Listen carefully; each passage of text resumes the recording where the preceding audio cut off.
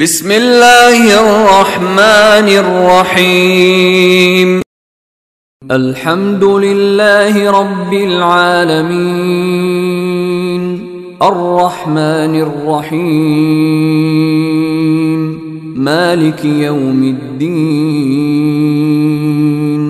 ایاک نعبد و ایاک نستعین اهدنا الصراط المستقيم صراط الذين أنعمت عليهم غير المغضوب عليهم ولا الضالين.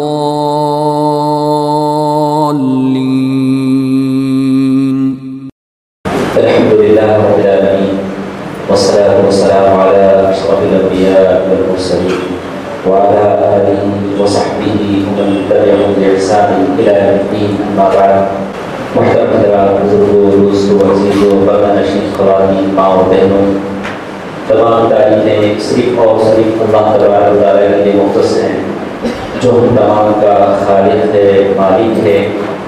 ہم میں سے گنہگار کو بھی کھلاتا ہے، نافرمان کو بھی کھلاتا ہے، اور مطیع اور فرمانبردار کو بھی کھلاتا ہے. اللہ تبارک و تعالیٰ قرآن مجید میں ارشاد فرماتے ہیں ان اللہ یرزق من یشاء بغیر حساب. اللہ تعالیٰ جس کی چاہتے ہیں بغیر حساب کے رزق عطا کرتے ہیں. لا یسأل عما یفعل وهم یسألون. اللہ تعالیٰ جو بھی کرے گا وہ اپنی مرضی کا مالک ہے، اسے کوئی نہیں پوچھے گا کہ آپ نے ایسا کیوں کیا ایسا کیوں کیا، لیکن بندہ جو بھی کیا گا پوچھا جائے گا. بزرگوں دوستوں عزیزوں، اللہ تبارک و تعالیٰ کا بے حد احسان ہے، انعام ہے کہ اللہ تبارک و تعالیٰ نے صحت کی حالت میں، اللہ تعالیٰ کی طاعت میں، اللہ تعالیٰ نے رمضان المبارک کے اتنے دن ہمارے بتائے ہیں. یقیناً اللہ تبارک و تعالیٰ کا جتنا بھی شکر ادا کیا جائے گا.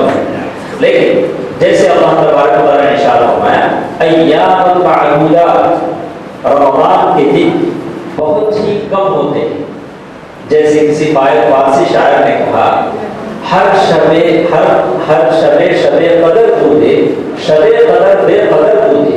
کہتا ہے کہ اگر ہر رات لیلۃ القدر ہوتی تو لیلۃ القدر کی کوئی قدر نہیں ہوتی. اس لیے اللہ تعالیٰ نے لیلۃ القدر کو چھپا دیا کہ اب تلاش پیسے تلاشتے ہو، اگر پیسے گم ہو جائے تو سارا گھر چھاپ دیتے ہو، تو ایسی مبارک رات کو تلاشو. دوستو عزیزو، اللہ تعالیٰ کا بڑا فضل و کرم ہے کہ اللہ تعالیٰ یہ نیک اور مطیع فرمانبردار چہرے، یہ نشانیاں اللہ تعالیٰ ان تمام کو اپنے محبوب بندوں میں شامل فرما لے. یقیناً اللہ تعالیٰ کے مقرر بندوں میں آپ کا شمار ہے. لیکن سوال یہ ہے، جیسے کہتے ہیں انما الاعمال بالخواتیم، کاموں کا دار و مدار ختم پر ہوتا ہے. ہاں آخری وقت تک جستجو کریں، یعنی بالکل آخری وقت تک. اسے کہتے ہیں کہ صرف عید کا چاند دیکھ کر بھی تکبیر بیان کرتے تھے، بازاروں میں نکل جاتے تھے اللہ اکبر لا الہ الا اللہ. جیسے سلف کے بارے میں آتا ہے کہ 6 مہینے اللہ تعالیٰ سے دعا کرتے کہ اللہ رمضان میں جو نیکیاں ہم نے کیا اللہ ہم نیکیوں کو قبول فرما، اور پھر 6 مہینے اللہ سے دعا کرتے کہ اللہم بلغنا رمضان، اللہم بلغنا رمضان، یا اللہ رمضان تک ہمیں پہنچا. رمضان کی کیا قدر و قیمت ہے. تو دوستو عزیزوں، پردہ نشین خواتین ماں و بہنوں، ہم کہتے ہیں کہ ہم اللہ تبارک و تعالیٰ نے جو رمضان کا مہینہ ہمیں دیا ہے آخری وقت تک اس کی کوشش میں لگے رہیں. کہیں ایسا نہ ہو کہ یہ رات ہی لیلۃ القدر نہ ہو. ہمارے پاس میں عقیدہ ہے کہ اللہ کے رسول صلی اللہ علیہ وسلم نے فرمایا کہ لیلۃ القدر کو آخری راتوں میں تلاش کرو.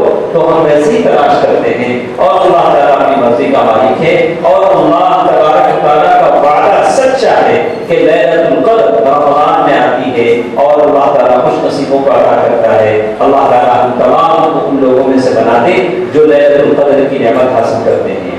تو دوستو عزیزوں، پردہ نشین خواتین ماں و بہنوں، کچھ باتیں میں نے کل کے درس میں آپ سے وعدہ کیا تھا کہ کچھ باتیں ایک بڑے گناہ کے تعلق سے آج ہم بیان کریں گے. لیلۃ القدر کی فضیلتیں سنتے سنتے آ رہے ہیں. کوئی 20 سال سے سن رہا ہے، کوئی 10 سال سے سن رہا ہے. تو جو چیز سنی ہوئی ہے اسے سنانا یا اسے دہرانا یہ ہے. لیکن ہے کہ کچھ باتیں بتا دی جاتی ہیں تاکہ ہمارا ایمان تازہ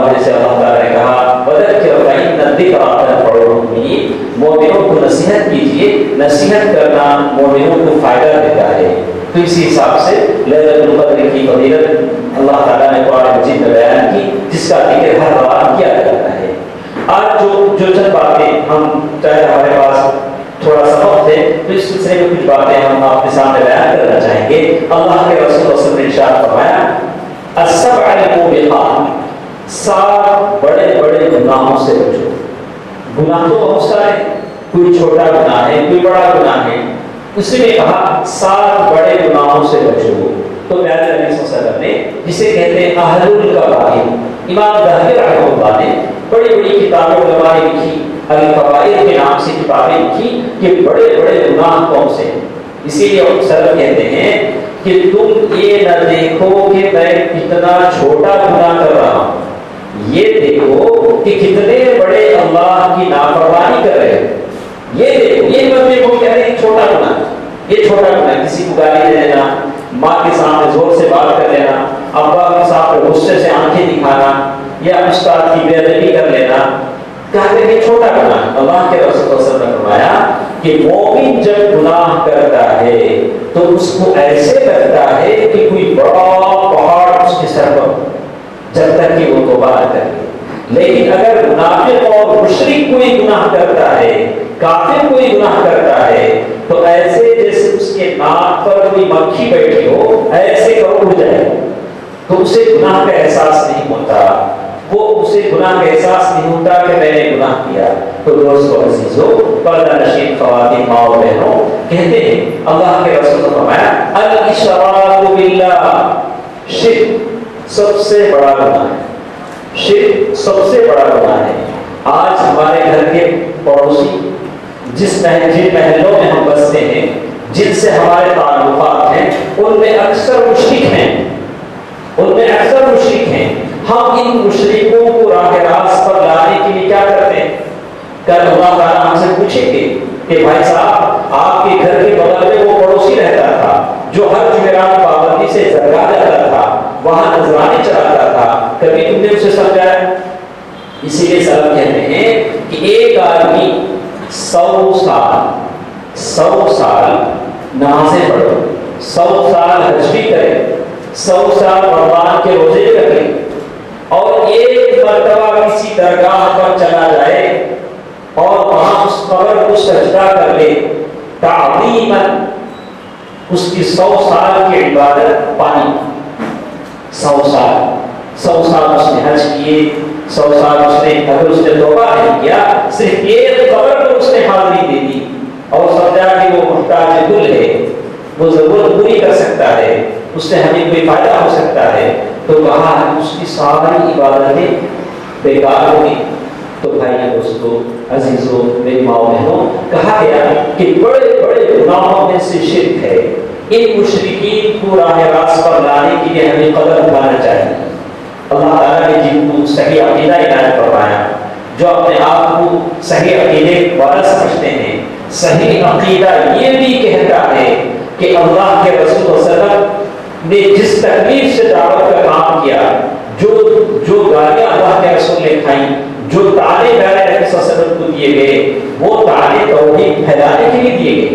اللہ کے رسول صلی اللہ علیہ وسلم مکے کی 1.5 لاکھ آبادی میں، مکے میں کتنا پاپولیشن تھا؟ جیسے سلیمان منصور مودی رحمہ اللہ جیسے دوسرے لوگوں نے سیرت نگاروں نے کہا کہ جب اللہ کے رسول صلی اللہ علیہ وسلم مکے میں نبی بنائے گئے، مکے میں 1.5 لاکھ کی آبادی تھی۔ اس 1.5 لاکھ کی آبادی میں ایک پیارے رسول صلی اللہ علیہ وسلم گھوم رہے ہیں، کبھی اس کے پاس جا رہے ہیں، کبھی اس کے پاس جا رہے ہیں، کہہ رہے ہیں قولوا لا الہ الا اللہ تفلحون تغلب العرب والعجم، لوگوں کلمہ پڑھ لو، لا الہ الا اللہ پڑھ لو، عرب و عجم کے مالک ہو جاؤ، عرب و عجم کے مالک ہو جاؤ۔ آدمی کو یقین ہونا چاہیے۔ ہم دعا کرتے ہیں اللہم اذل الشرک والمشرکین، یا اللہ مشرکوں کو ذلیل فرما، ہم دعا کرتے ہیں۔ اس دعا پر کتنے لوگوں کو یقین ہے؟ اللہ کے رسول صلی اللہ علیہ وسلم خندق کی جنگ ہو رہی ہے، بڑا کھود رہے ہیں، ایک جگہ سے مارتے ہیں لیکن کدال نہیں چلتی ہے، بڑی سی چٹان ہے، صحابہ آتے ہیں، کہتے ہیں اللہ کے رسول ہم گڑھا کھود رہے ہیں لیکن اس گڑھے میں ایک جگہ بڑی سی چٹان ہی ٹوٹ نہیں گئی. اللہ کے رسول نے چٹان ہاتھ میں لی, اللہ اکبر کہہ کر مارا, چمک پیدا ہوئی, ایک چمک پیدا ہوئی. اللہ کے رسول نے فرمایا رأیت, میں نے دیکھا کہ قیصر و کسریٰ کے بنگلے محلات مجھے نظر آئے. وہاں حالت یہ ہے صحابہ جو گڑھا کھود رہے ہیں کئی دن سے پیٹ میں کھانا نہیں ہے, اتنا ڈر اتنا خوف کہ پیشاب کے لیے کوئی جا نہیں سکتا. اور اللہ کے رسول صلی اللہ علیہ وسلم کہہ رہے ہیں کہ میں قیصر و کسریٰ کے محلات اور خزانے دیکھ رہا ہوں. اگر کوئی منافق ہو تو کہے گا اجی اللہ کے رسول صلی اللہ علیہ وسلم حالت یہ ہے کہ ہم 10 دن سے بھوکے ہیں, ہمیں کھانا دے دیجیے, ہم وہ محلات کیا کریں. لیکن صحابہ یقین کرتے تھے. اللہ کے نبی نے جب کہا, صادق مصدوق نے کہا تو بالکل سچ ہو سکتی ہے. انہوں نے یقین کیا. آپ کو دعاؤں پر یقین ہونا چاہیے, اللہ تعالیٰ کی نعمتوں پر یقین ہونا چاہیے. اللہ تعالیٰ نے قرآن مجید میں کہہ دیا کہ لیلۃ القدر ہم عطا کرتے ہیں. ہمیں سے کتنے لوگوں کو یقین ہے کہ لیلۃ القدر اللہ نے ملتی ہے؟ عادت بن گئی ہے, بیٹھتے ہیں جاتے ہیں تو مولانا ایسے بولتے رہتے ہیں, ہم سنتے رہتے ہیں. آدمی یقین کرے, کہے کہ میں آج لیلۃ القدر لے کر اٹھوں گا, یہاں سے مجھے لیلۃ القدر کا ثواب مل کر بیٹھے گا. آج اس یقین کے ساتھ بیٹھتا ہے جیسے ابو ذر غفاری رضی اللہ عنہ مدینے میں حناکیہ سے کچھ دور ایک مقام ہے ربدہ, مقام ربدہ جسے کہتے ہیں. وہاں ہم جاتے تھے تراویح کے لیے, ساتھ ساتھ کہتے ہیں کہ وہاں ابو ذر غفاری رضی اللہ تعالیٰ عنہ کی قبر ہے.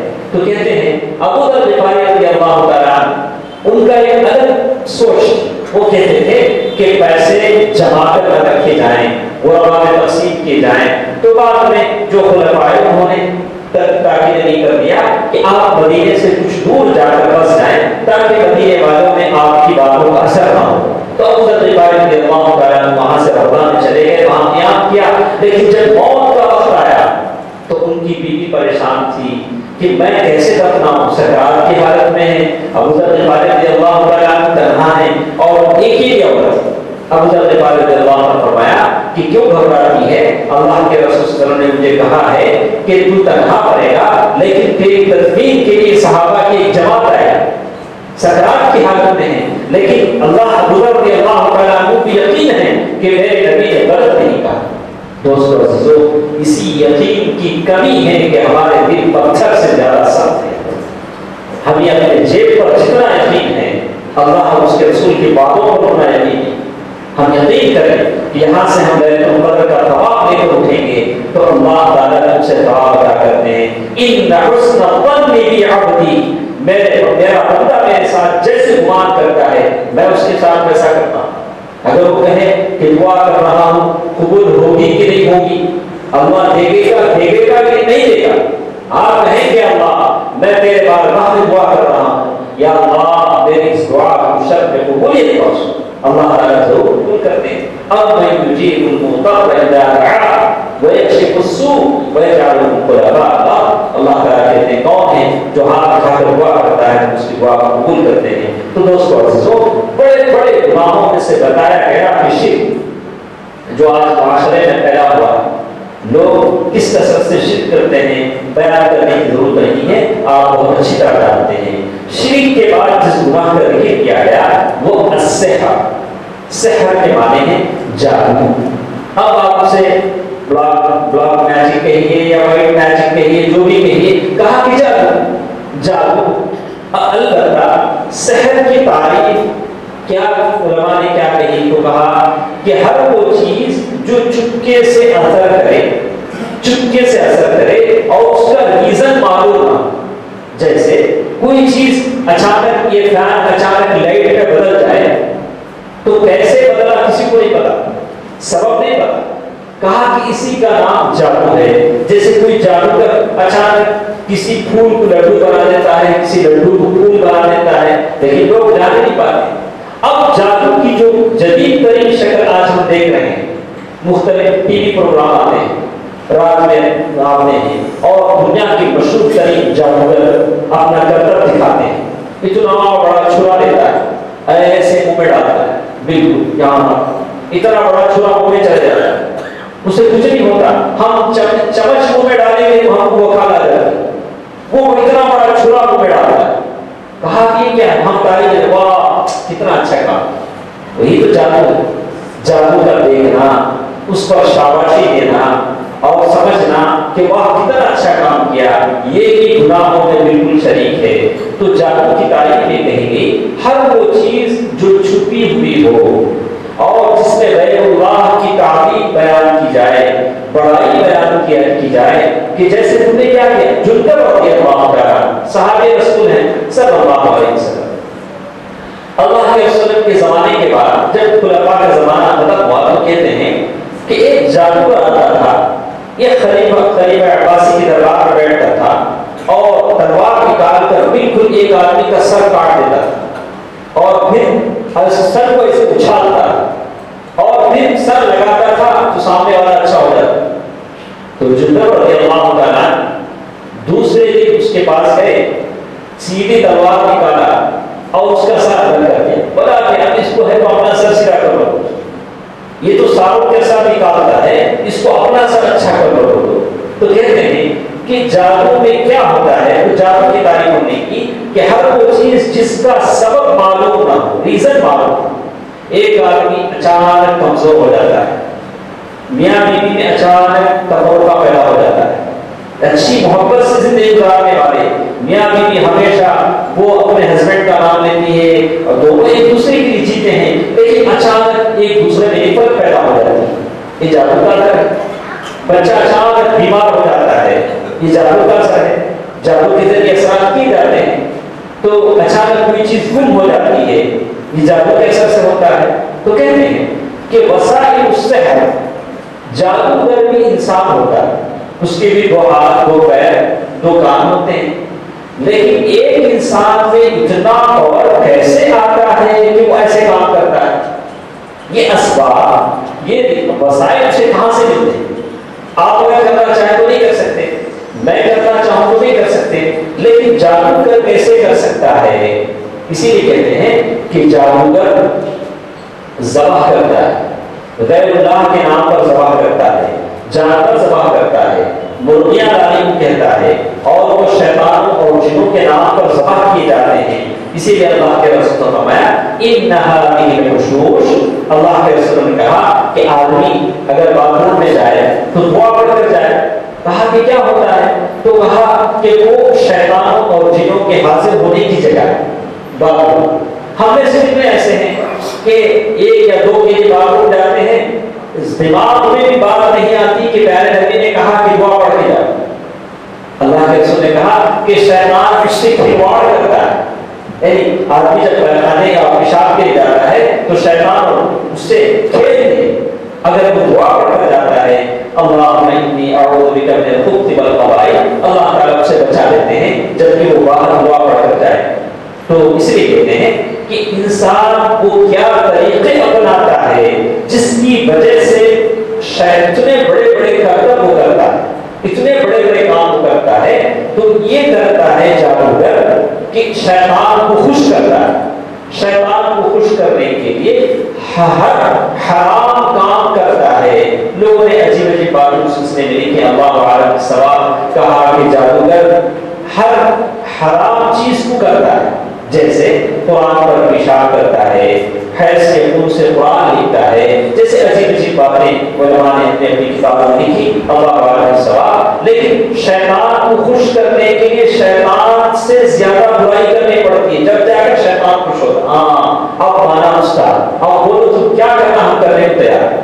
جبکہ وہ شیطان سے زیادہ برائی کرے تب وہ شیطان. اب لوگوں کو یہ بڑے بڑے پیر دھوکے میں رکھتے ہیں کہ ان کے پاس پتہ نہیں کیا کیا لوگ ہیں، کہتے ہیں ان کے پاس اتنے سارے لوگ ہیں وہ آ کر یہ سارے کام کرتے ہیں. نہیں، شیطان کوئی مرغی کا بچہ نہیں کہ وہ ہماری بات سن لے. وہ تبھی سنے گا جب اسے راضی کیا جائے گا، اسے خوش کیا جائے گا اور ہر حرام کام کا ارتکاب کیا جائے گا، تب جا کر شیطان خوش ہوتا ہے. تو کہتے ہیں اس جادو کا اثر معاشرے پر ہوتا ہے، آدمیوں کی زندگیوں پر ہوتا ہے. کیسے ہوتا ہے؟ جیسے قرآن مجید نے کہا یفرقون بین المرء وزوجہ، جادو کے اندر سے میاں اور بیوی دونوں ایک دوسرے کے دشمن ہو جاتے ہیں. کبھی عورتوں کو ہمیشہ یہ فکر لاحق رہتی ہے کہ ہمارے شوہر کبھی کسی کے دوسرے کی نہ ہو جائیں. ہمیشہ وہ اسی فکر میں رہتی ہے کہ کیسے ان کو اپنا بنا کے رکھے. جو نیک عورت ہے سیدھی سادھی خدمت کرتی ہے, اپنے شوہر کی خدمت کرتے ہیں. کیسے؟ اللہ کے رسول صلی اللہ علیہ وسلم نے فرمایا کہ اگر شوہر اپنی بیوی کو بلائے وَإِنْ كَانَتْ عَلَى التَّنُّورِ, اگر وہ کچن روم میں کھڑی ہوئی تندور پر روٹیاں بیل رہی ہو, روٹیاں کر رہی ہو. تندور کا زمانہ تھا جب تندور پر روٹیاں پکتی تھی, اب تو توے پر پکتی ہیں. اب یہ بلا عجیب بیگم صاحب آئی, اب وہ آنے کو تیار, ارے یہ روٹی جل جائے, ابھی ہم کچن میں. کہا کہ نہیں, ارے آپ کو بلا رہے ہیں, شوہر ہے. کبھی کہا کہ یہ بیچارہ کھانا کھا رہا ہے شوہر, کہا کہ بیوی پانی لے کر کھڑی رہے جب تک کہ وہ کھانا نہ کھائے. اب وہ کھڑی رہے, اب بیچارے کے حالت بیٹھتا ہے, پکارتا ہے, بھاجی بیگم صاحبہ, تب جا کر وہاں سے وہ پانی لاتا. تو کہا کہ ایسے اگر بیوی ہے تو محبت تو نہیں ہوگی, میاں بیوی کی محبت نہیں ہوگی. محبت کے لیے ضروری ہے, جیسے کوئی بیوی ایسی ہے جو خواہ محبت کے دعوے کرتی ہے, اجی ہم آپ پر فدا ہیں, آپ ہمارے سب کچھ ہیں. کہتا ہے کہ ایسا کیجیے, مجھے باہر جانا ہے, ذرا میرے کپڑے پریس کر دیجیے. کہتا ہے کہ وہاں استری ہے, وہاں بلّا ہے, آپ کر لیجیے. اب تھوڑی دیر کے بعد پھر آتی ہے کہ جی میں آپ سے بہت محبت کرتی ہوں, آپ میرے سب کچھ ہیں, یہ ہے وہ ہے. تو یہ ظاہر ہے کہ جھوٹی محبت. اس محبت کا کوئی اعتبار نہیں ہے. محبت کا اعتبار یہ ہے کہ جیسے کہا گیا کہ شوہر گھر آتا ہے, بیچارہ دروازہ پیٹا کئی دیر کے بعد دروازہ کھلتا ہے. حدیث میں آتا ہے کہ آدمی جب گھر جائے دروازے پر اس کی بیوی ٹھہری ہوئی ہو, مسکرا کر دروازہ کھولے تو ساری تھکان دور ہو جائے. ایسی عورت جب اس کا شوہر اسے دیکھے تو خوش ہو جائے کہ یہ میری بیوی اللہ تعالیٰ نے کیسی بیوی دی. اگر ایسی بیوی اسے ملتی ہے. آج کے زمانے میں اگر بیوی وہاں ٹھہرتی ہے دروازے پر تو ماں باپ ناراض ہو جاتے ہیں, ارے ہم بیٹھے ہوئے ہیں, ہمارے سے پہلے بیوی وہاں ٹھہرتی. ارے حدیث یہی کہتی ہے, حدیث میں یہی آتا ہے کہ بیوی شوہر کا استقبال کرے, بیوی شوہر کا استقبال کرے, اسے پانی دے, اسے دکھائے, اس کی ضرورت پوچھے, یہ اس کا حق ہے کہ بیوی اس کا استقبال کرے. تو اگر ظاہری محبت کے بجائے دلی محبت ہوتی ہے تو کوئی سمسیا نہیں, لیکن اگر باتوں کی محبت ہو تو بیوی یہ سوچتی ہے, جو نیک بیویاں ہیں شوہر کو خوش رکھنے کی کوشش کرتی ہیں, شوہروں سے خوش ہوتے ہیں, ایک دوسرے کے لیے جیتے ہیں اور دعائیں کرتے ہیں, جیسے پیارے نبی صلی اللہ علیہ وسلم کا معمول اپنی بیویوں کے ساتھ تھا. ہاں لیکن یہ مسلم ہے کہ اللہ کے رسول صلی اللہ علیہ وسلم کی بیویوں سے بھی پیارے نبی صلی اللہ علیہ وسلم کو کبھی کبھار تکلیف ہوئی. انسان تھے, یہاں تک کہ اللہ تبارک و تعالیٰ کی آیت نازل ہوئی, ان تتوبا الی اللہ فقد صغت قلوبکما, ان تتوبا الی اللہ. اللہ تعالیٰ قرآن مجید میں کہتے ہیں کہ اللہ کے رسول ان تتوبا الی اللہ, ان بیویوں سے کہا گیا کہ تم دونوں اللہ کے بارگاہ میں توبہ کرو. حضرت عبداللہ بن عباس فرماتے ہیں کہ میں سوچنے لگا کہ یہ آیت میں وہ جو دو بیویاں ہیں وہ کون, میں معلوم کروں. تو میں اس تردوں میں لگا رہا. حضرت عمر رضی اللہ تعالیٰ عنہ کا زمانہ تھا, تو حضرت عمر رضی اللہ تعالیٰ عنہ ایک سفر میں تھے, تو میں جھٹ اٹھا, وہ اپنے خزائے حاجت کے لیے گئے, تو میں نے پانی لایا, ان کے لیے وضو بنانے کے لیے پانی ڈالا, اور میں نے چپکے سے پوچھا, اے امیر المؤمنین مجھے بتائیے, ان تتوبا الی اللہ فقد صغت قلوبکما, تو اس سے مراد کون وہ دو بیویاں؟ کئی بیویاں اللہ کے رسول کی تھی, وہ دو بیویاں کون ہیں؟ تو کہا کہ ان دو بیویوں سے مراد حضرت عائشہ رضی اللہ تعالیٰ عنہ, حضرت حفصہ رضی اللہ تعالیٰ عنہ, یعنی میری بیوی حفصہ. ان کے ساتھ کیا ہوا تھا؟ یعنی انہوں نے کہا تھا کہ اللہ کے رسول صلی اللہ علیہ وسلم آپ جو دانا پانی دیتے ہیں ہم کو بس نہیں آتا, جو راشن ہم کو ملتا ہے وہ بس نہیں آتا.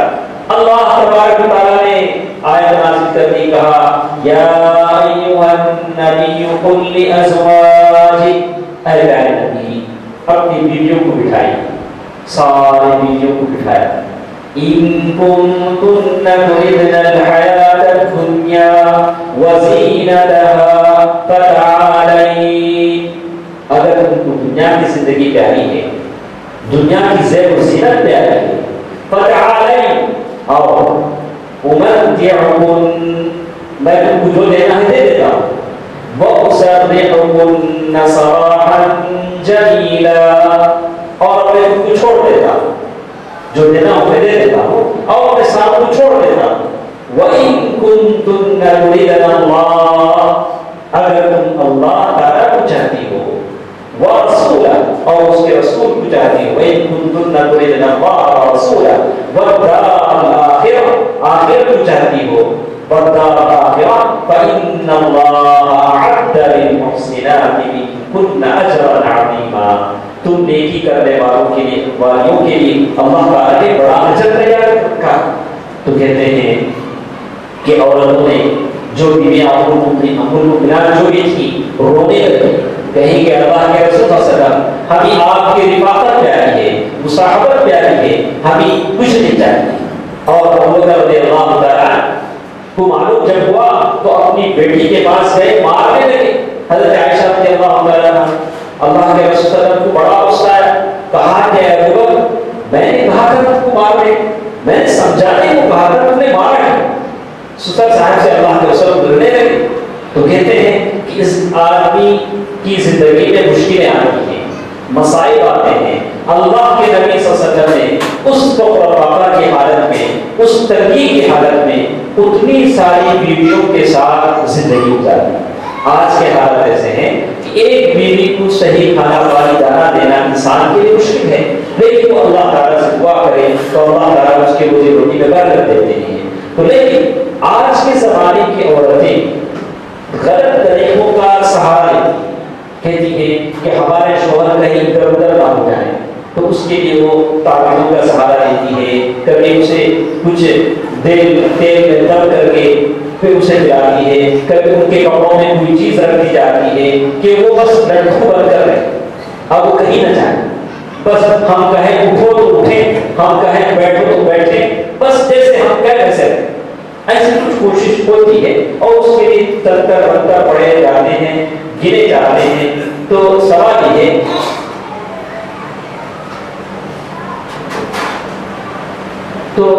ہے کہ ایسا ہوتا ہے تو اس سلسلے میں عورتیں جو اکثر جادو ٹونے کا سہارا لیتی ہیں اور ایسے جادوگروں کے پاس جاتی ہیں، تو ان کے لیے کہا گیا کہ یہ سب سے بڑا گناہ شمار ہوتا ہے۔ البتہ اسلام نے ایسے جادوگروں کی کیا سزا رکھی؟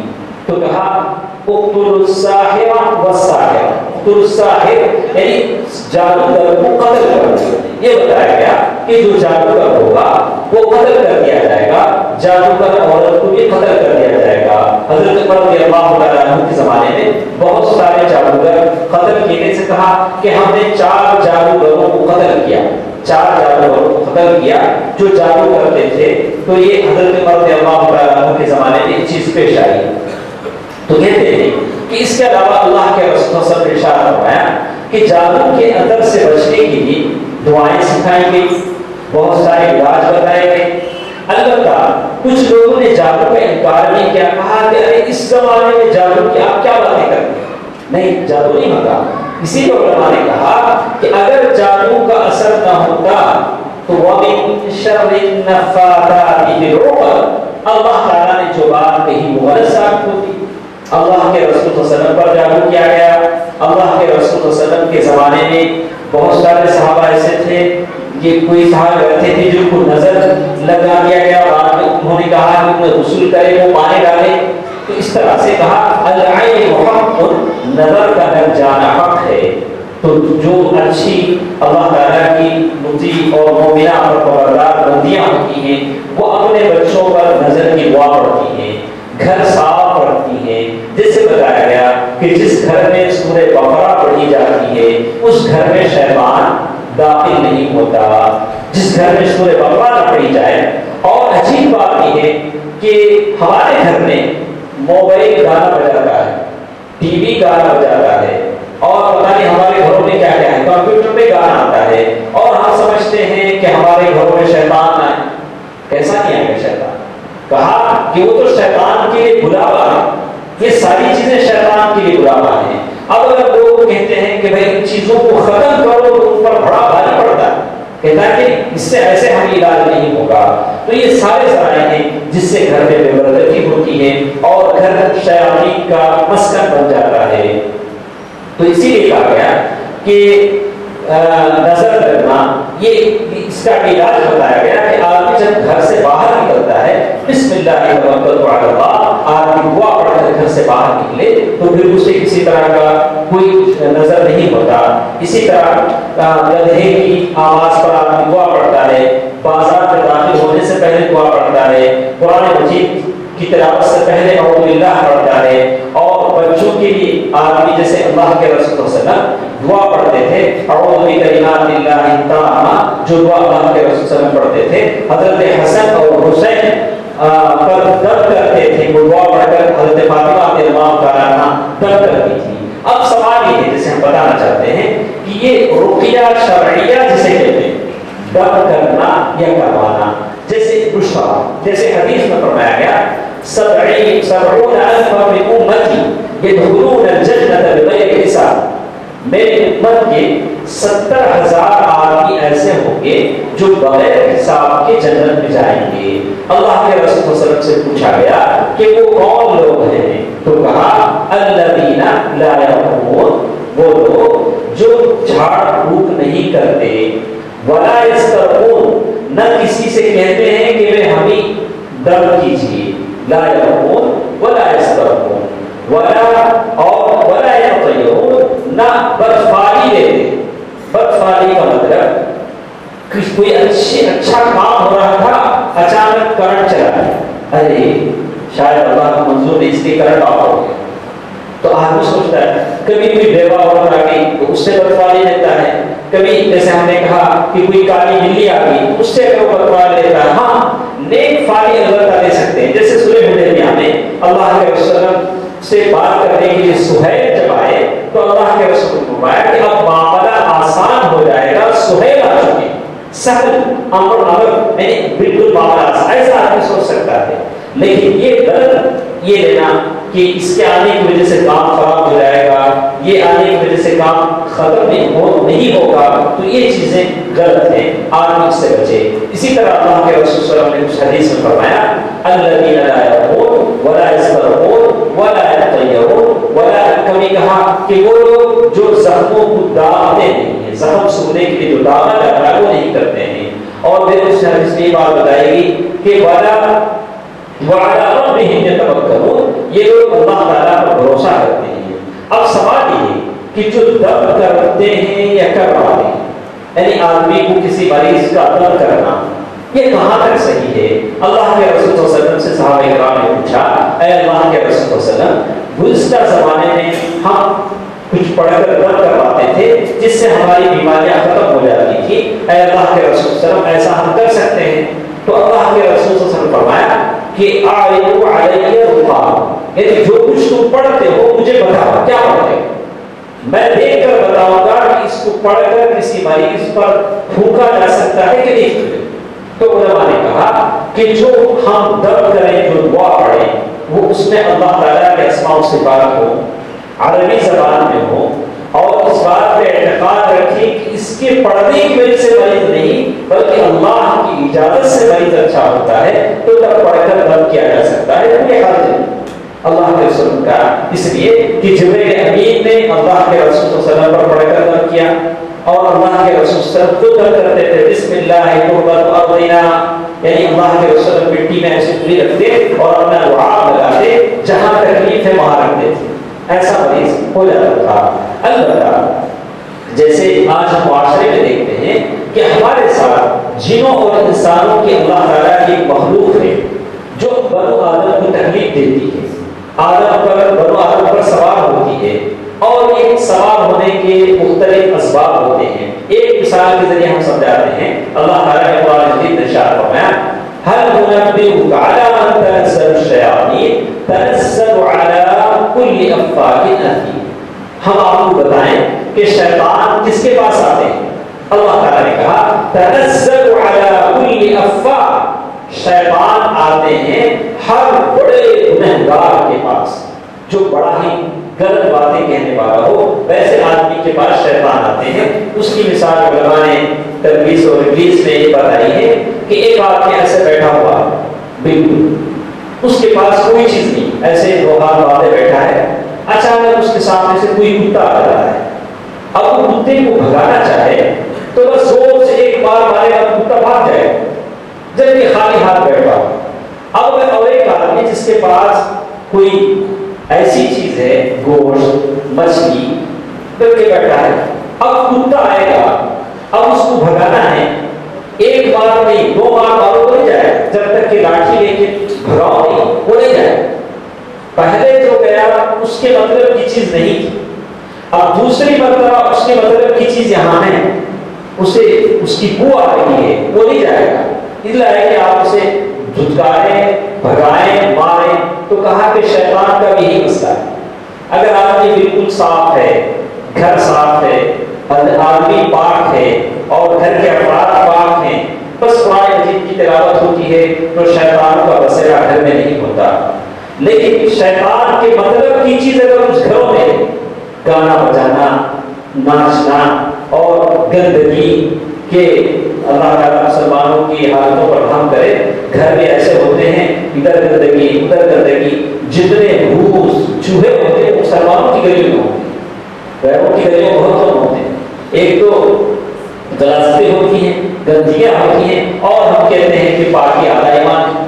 ہمارے پاس اصول ہے کہ مسلمان پاکیزہ ہوتا ہے اور 5 وقت نماز پڑھتا ہے, لیکن بہت سارے مسلمانوں کے گھر ایسے ہیں, اللہ تعالیٰ ہم تمام کو ایسے مسلمانوں سے بچائے رکھے کہ پاکی جو بہت بڑی چیز ہے, اللہ کے رسول صلی اللہ علیہ وسلم پاکی کا اتنا لحاظ کرتے تھے اور یہاں تک کہتے تھے کہ جب بھی گھر میں آتے مسواک کرتے نہیں چاہتے تھے کہ آپ کی منہ سے بدبو آئے.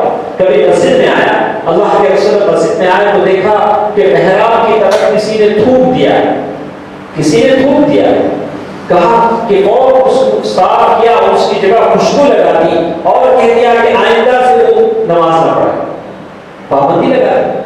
اللہ کے رسول صفائی کا اتنا لحاظ کرتے تھے, اور صفائی ہی وہ چیز ہے جو شیاطین اور انس کو قریب آنے نہیں دیتی. جادوگروں کے بارے میں مشہور ہے کہ 40 دن تک وہ پانی کو ہاتھ نہیں لگاتے. اب 40 دن تک پانی کو ہاتھ نہیں لگایا تو کیسا ہوا, کتنا اچھا ہوا. اب اس کے بعد شیطان یہ تو کیا ہے, تو ایسے جادوگر کرتے ہیں کہ 40 دن تک وہ پانی کے قریب نہیں جاتے.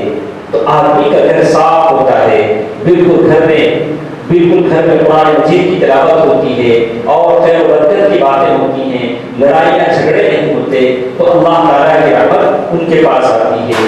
اسی طرح جیسے باتیں بتائی گئی کہ خاص کر آیت الکرسی, جیسے ابو سعید الخدری رضی اللہ تعالیٰ عنہ کی حدیث آتی ہے کہ جیسے نبی حدیث میں بتایا گیا کہ ہم لوگ ایک راستے سے گزر رہے تھے, تو میں اور ہمارے بہت سارے ساتھی تھے, تو ہم نے اس گاؤں والوں سے کھانا مانگا, تو انہوں نے کھانا نہیں دیا.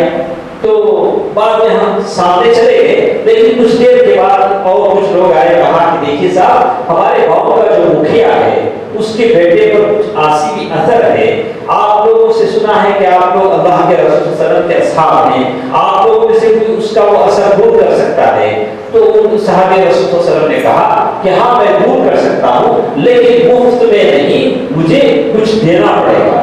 تو کہا کہ مجھے کیا دینا ہے, کہا کہ 40 بکریاں دینی پڑے گی. تو 40 بکریوں پر انہوں نے سودا طے کیا, گئے اور سورہ فاتحہ پڑھا. کہتے ہیں کہ 3 مرتبہ 4 مرتبہ سورہ فاتحہ پڑھ کر دم کیا, اور ایسے لگا کہ وہ زنجیروں سے آزاد ہو رہا ہے, اور وہ بکریاں لے کر آئے. تو صحابہ کرام نے کہا کہ نہیں صاحب ہم نہیں کھائیں, تم نے قرآن پڑھ کر یہ بکریاں لی ہیں, ہم نہیں کھائیں.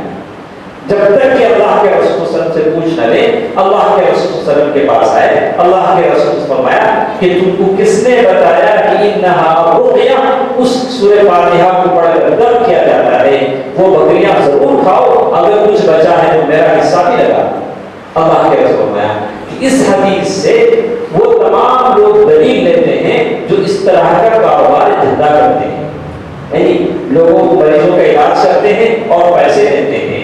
علماء نے کہا, سلف نے کہا کہ سلف میں سے کسی سے ثابت نہیں ہے کہ کسی نے اس کو اپنے لیے جینے کا ذریعہ بنایا.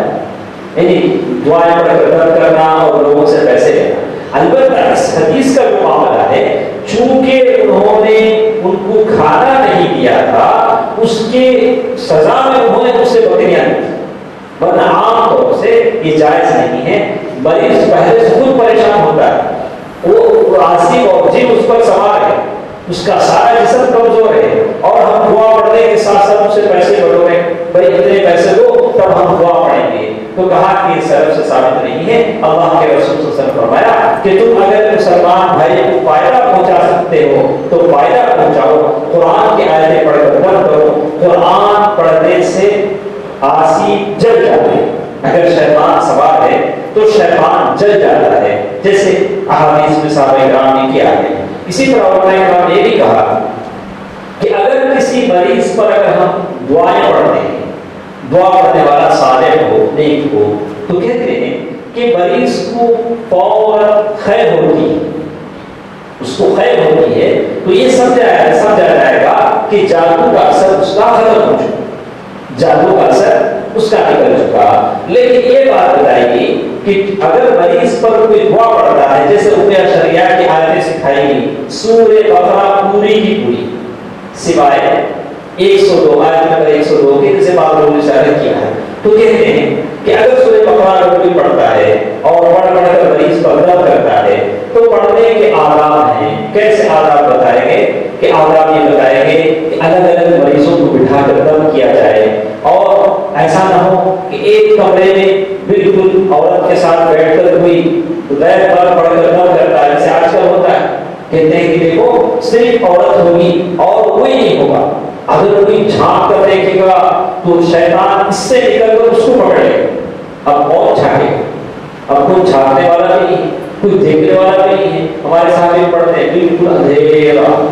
اللہ کے رسول صلی اللہ علیہ وسلم لا تدعوا بالحرام، اللہ تعالیٰ نے حرام میں کوئی شفا نہیں رکھی، یہ حرام ہے۔ یہ حرام ہے کہ ایک غیر عورت کے ساتھ غیر مرد بیٹھے اور اس پر دم کرے، یہ حرام چیزیں ہیں۔ کہ جیسے بالکل اس کی غلط وقت تعین کرنا کہ اندھیری رات کو 12 بج رہے ہوں تبھی پڑھ کر دم کریں گے تبھی اثر ہوگا، اسے کوئی سند سے ثابت نہیں۔ آدمی بیمار ہے اور اس پر عاصی اثر ہے اور تڑپ رہا ہے، بظاہر کوئی بیماری نہیں ہے، دن بدن کمزور ہوتا جا رہا ہے، تو یہ سمجھا جائے گا کہ شیاطین کا اثر ہے، اور اس کے لیے اللہ تعالیٰ نے جو دعائیں بتائی ہیں، جیسے دعاؤں کے ساتھ ساتھ معوذتین ہیں، قل اعوذ برب الناس، قل اعوذ برب الفلق، آیت الکرسی ہے، سورۃ الفاتحہ ہے، کلونجی کا تیل ہے، کلونجی کا تیل اس لیے کہا گیا کہ بیماری سے شفا ہے، عجوا کھجورے ہیں کہ بتایا گیا کہ بیماری سے شفا ہے، اور سینکی لگانا ہے، تمام کے تمام بیماریوں سے شفا ہے۔ تو آدمی ان تمام چیزوں کو اگر استعمال کرتا ہے تو اللہ تبارک و تعالیٰ اسے شفا دیتے ہیں۔ تو ہم یہ بتانا چاہ رہے تھے کہ یہ کام آپ خود کر سکتے ہیں۔ اگر کسی کو اللہ تعالیٰ تمام مسلمانوں کو بیماریوں سے محفوظ رکھے، اگر کسی کو اللہ تعالیٰ نے ایسی چیزیں پر مبتلا کر دیا ہے تو آدمی خود اس کا علاج کر سکتا ہے، الا ہے کہ آدمی ایسے درد لوگوں کے پاس لے جائے اور وہ لوگ اسے دم کریں۔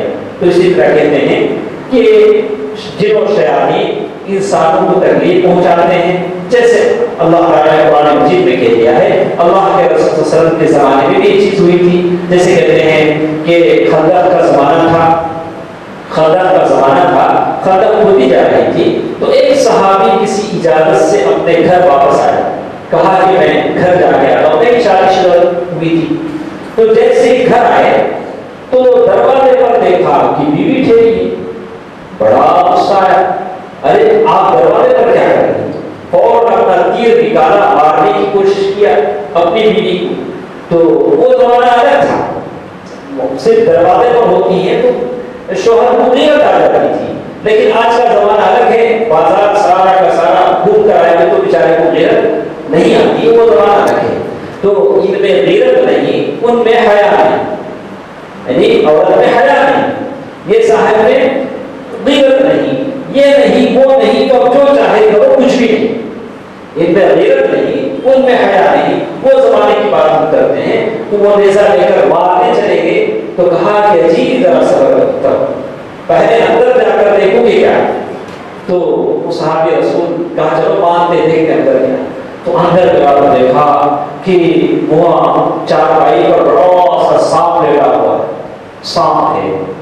تو اس سے پہلے کہ وہ اس کے ساتھ کچھ کر تھے تو انہوں نے اسے مارنے کی کوشش کی اور دونوں ایک دوسرے کے ساتھ راستہ ہو گئے، ایک دوسرے سے لپٹ گئے کہ وہ کہتی ہیں کہ میں نہیں جانتی کہ پہلے کس نے کس کو مارا، لیکن دونوں مارے، دونوں مر گئے۔ اللہ کے رسول صلی اللہ علیہ وسلم سے بات بتائے گی تو کہا کہ وہ جنوں میں سے ایک جن تھا، مدینے کی جنوں میں سے ایک جن تھا۔ جیسے ہم جانتے ہیں کہ مدینے میں اللہ کے رسول کے ہاتھوں بہت سارے جن اسلام لے آئے تھے اور وہ جن مسلمان تھا نہیں تھا وہ بات کی بات ہے۔ تو کہتے ہیں کہ اگر اللہ کے رسول نے کہا کہ اگر مدینے میں اگر ایسے کوئی سانپ نظر آئے تو پہلے اسے کہو کہ اللہ تعالیٰ اگر باقی سانپ ہے تو رہ جائے گا، بسم اللہ کہہ کر مارو، یعنی اس سے پہلے باقی لوگ اگر جنوں شیاطین ہیں تو غائب ہو جائیں گے، جیسے بات بتائی گی۔ لیکن جیسے ہم سمجھتے ہیں کہ اللہ کے رسول صلی اللہ علیہ وسلم نے ہر چیز کے لیے ہدایات دی، بتا دیا، جیسے کہہ دیا کہ کوئی دروازہ بند کرنا ہے، بسم اللہ کہہ کر بند کرو، جنوں شیاطین اسے کھول نہیں سکتے، جنوں شیاطین اسے کھول نہیں سکتے۔ کوئی بھی چیز بسم اللہ کہہ کر اگر بند کی جاتی ہے، ہم میں سے کتنے ہمارے عورتیں گھروں میں ہوتی ہیں، کوئی دروازہ بند کرنا ہے، کھڑکی بند کرنا ہے، آدمی بسم اللہ کہے تو جنوں شیاطین کے پاس اتنی طاقت نہیں ہے کہ اسے کھول سکے، جسے حدیث میں بتلایا گیا۔ تو حقیقت ہے کہ جنوں شیاطین یہ حقیقت ہے جو انسان کے پیچھے لگے ہوئے ہیں، جیسے انہوں نے اللہ تعالیٰ نے قرآن مجید میں کہا تم لآتینہم من بین ایدیہم ومن خلفہم، یعنی تم لآتینہم من بین ایدیہم ومن، یعنی جنوں شیاطین نے کہا کہ میں ان کے سامنے سے، پیچھے سے، آگے سے، پیچھے سے، وعن ایمانہم وعن شمائلہم ثم لا تجد اکثرہم شاکرین، میں ادھر سے ادھر سے آؤں گا، اسے ڈراؤں گا، بہکاؤں گا۔ تو جنوں شیاطین انسانوں کے پیچھے لگے ہوئے ہیں، ہم ان کو نہیں دیکھتے لیکن وہ ہم کو دیکھتے ہیں۔ تو اس کے لیے ضروری ہے کہ ہم ان کی ایسی چیزیں اختیار کریں کہ ان کی نگاہوں سے ہم بچیں۔ جو دعائیں پہلے نبی صلی اللہ علیہ وسلم نے سکھلائی ہیں، یعنی گھر سے نکلنے کی دعا، گھر میں داخل ہونے کی دعا، بیت الخلا میں جانے کی دعا، باہر نکلنے کی دعا، اور رات میں آیت الکرسی پڑھنا ہے، اور یہ ساری دعائیں جو پہلے نبی صلی اللہ علیہ وسلم نے سکھائی ہیں ایسی ہی بیکار نہیں ہیں، بلکہ ہماری زندگیوں کی حفاظت کے لیے ہیں۔ بہت سارے ایسے ہیں گھروں میں ہوتے ہیں جسم پر بنیان بھی نہیں ہوتا، کہا کہ آدمی بنیان پہنے، گھر میں اپنے بیوی بچوں کے ساتھ بنیان پہن کر رہے، تاکہ اس لیے کہ وہ آدمیوں کی نگاہوں سے بچ جاتا ہے لیکن جنوں شیاطین کی نگاہوں سے نہیں بچ پاتا۔ لیکن ایک بات میں بتا دوں، آخر میں ایک بات میں اپنے بزرگوں، دوستوں، عزیزوں، پردہ نشین خواتین بھی ایک بات بتا دوں کہ اس کا مطلب یہ نہیں کہ زندگی کے ہر چیز کو ہمیں کہتے ہیں کہ شاید کسی نے جادو کر دیا، شاید جن سوار ہو گیا، سر میں درد بھی آتا ہے تو لگتا ہے کسی نے جادو کر دیا۔ نہیں، ہر چیز اس کا سبب نہیں، یہ توہم پر سکی ہے۔ بہت ساری عورتیں ہوتی ہیں، اسٹریس مریض ہوتی ہیں، چیختی پکارتی ہیں، بیماری ہوتی ہے، کہتے ہیں کہ اس پر تو کچھ سوار ہو گئے۔ ارے وہ اتنا فری تھوڑی ہے اس پر چاہے سوار ہو جائے، یعنی وہ بھی تو کسی ہے، یعنی ہر کام، ہر چیز کو کہہ دینا اور کون عامل کو تلاشنا، کون کرنا، یہ عامل صاحب، وہ عامل صاحب، بھاگے بھاگے کرنا۔ آدمی اللہ تعالیٰ نے دعائیں بتائی ہیں، آدمی دعا پڑھے، دوائیں ہیں، دواؤں کا استعمال کرے، یعنی ہر چیز کو اس نگاہ سے دیکھنا غلط ہے، اس لیے کہ اللہ تعالیٰ نے انسان میں بڑی طاقت رکھی اور انسان کو اللہ تعالیٰ نے اپنے ہاتھ سے پیدا کیا ہے، اس میں بہت بڑی طاقت ہے، اور جنوں شیاطین بڑی آسانی سے اس پر حاوی نہیں ہو سکتے، لیکن اللہ تعالیٰ نے ان کو آزادی دی ہے۔ لیکن اس کا مطلب یہ نہیں کہ ہر عیب کو، ہر پریشانی کو اس کی طرف منسوخ کرنا، ہمیشہ پریشان رہنا، کبھی دیوروں سے، کبھی اپنے نند سے، کبھی اپنے ساس سے کہ اس نے مجھ پر کچھ کر دیا ہے، کبھی بہو ساس پر، کبھی بہو ساس بہو پر، یعنی کبھی ایسی چیزیں جس سے سارا گھر تباہ برباد ہو جاتا ہے۔ اللہ پر یقین رکھیں، اللہ پر توکل رکھیں، اللہ پر توکل رکھیں۔ اسی لیے اللہ کے رسول صلی اللہ علیہ وسلم نے اپنے چچا کے ساتھ کہا اللہ تعالیٰ جو آپ کی تقدیر میں لکھا ہے آپ وہی پہنچے گا. اللہ تعالیٰ نہ چاہے ساری دنیا والے آپ کو تکلیف پہنچانا چاہے, ہرگز تکلیف آپ کو نہیں. اللہ پر اپنا بھروسہ مضبوط رکھیں, اللہ تعالیٰ سے اپنا تعلق مضبوط رکھیں. دنیا کی کوئی طاقت آپ کو نقصان نہیں پہنچا سکتی. آپ دشمنوں کے بیچ میں جی رہے ہوں لیکن اللہ آپ کے ساتھ ہے, ساتھ آسمان زمین کر, تو اللہ تعالیٰ آپ کی حفاظت کرے گا. اللہ تعالیٰ سے دعا ہے کہ اللہ تعالیٰ ہمیشہ ہمیں اپنے سائے عاقبت میں رکھے. اے الہ العالمین جتنے موجود ہیں تمام کے تعاون کو لفظوں کو معاف کرنا. اے اللہ تو ہر چیز پر قادر ہے. ہم نے چھوٹی موٹی جو عبادتیں کی ہیں یا اللہ عبادتوں میں دعاؤں میں اگر کوئی غلطیاں آ جائیں یا اللہ ان غلطیوں کو معاف کرنا. یا اللہ تو ہر ایک کو دیتا ہے, ہم تمام کو عطا کرنا. یا اللہ ہم تمام کے روزی روٹیوں میں برکت عطا کرنا. یا اللہ ہماری زندگیوں سے مصیبتوں کو دور کر دے. اے الہ العالمین ہم میں سے بہت سارے اللہ کے نیک بندے جو اعتکاف میں ہیں, یا اللہ ان کی اس نیکی کو قبول کرنا. یا اللہ ان کی ایمان میں ترقی عطا کرنا. یا اللہ دوسروں کو بھی توفیق دے کہ وہ بھی اس اعتکاف کی سنت کو ادا کر سکیں. یا اللہ ہم میں سے کسی کو مایوس نہ کر. یا اللہ تو ہر ایک کو دیتا ہے, جتنے موجود ہیں جتنی آواز سن رہے ہیں یا اللہ ہر ایک کے دامن کو کر دے.